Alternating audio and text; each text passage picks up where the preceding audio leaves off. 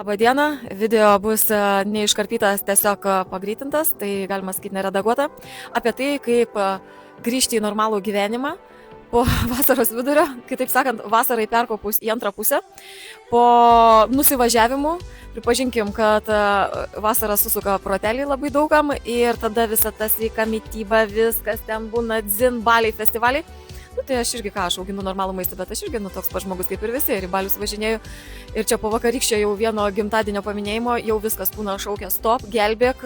Aš nekalbu apie alkoholį, aš jo negeriu, aš kalbu apie saldumynus, tortus, grybukus, šiaip visokį maistą iš belenkur, restoranuose, visokiuose baliuose, kur tikrai nesuderinta, tikrai ne eko, tikrai nenatūraliai užauginta. Ir galų gale mėnesį pasiautėjai ir jau kūnas pradeda kalbėti, jisai sako gelbėk. Antrą rytą jau atsibunda su mintim tokia kaip intuicija, eik gerk kiaulpienių sultis, eik gerk, nes bus blogai. Tai šitas metodas išbandytas, patikrintas ir jisai ir ilgalaikiam valymuisi kasdien labai gerai, bet kuo man jisai patinka? Tai yra greitas šuolis iš š į gėrį. Nereikia jokių ten kažkokių badavimų, kuriam reikia ruoštis, ten morališkai, ten visai prisiversti, čia tik vienetai gali, op ir badaujo, ne?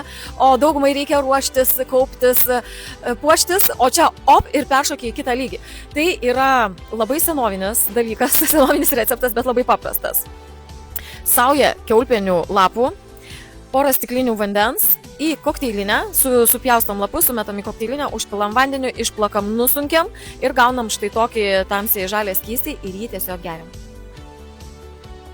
Vieną stiklinę greičiau galima išgerti, kitą lėčiau ir tai yra kvantinis šuolis iš blogio į gėrį. Ir jeigu norima prasivalyti kepenis ir perėti prie jau normalesnio gyvenimo būdo, prie sveikesnės mitybos, prie švaresnio maisto, tai šitas padeda labai šauniai. Išgeriam vieną rytą, dar kokios ciberžolės šaukštelį su vandeniu susiplakam, išgeriam ir startuojam su nauju maistu. Nesvarbu, pilnatis, jaunatis, veikia bet kada. Na, o ilgesnėje perspektyvoje, geriant šitą skystį, kepenys išsivalo kapitaliai. Taip, nuo šiandien ir iki žiemos.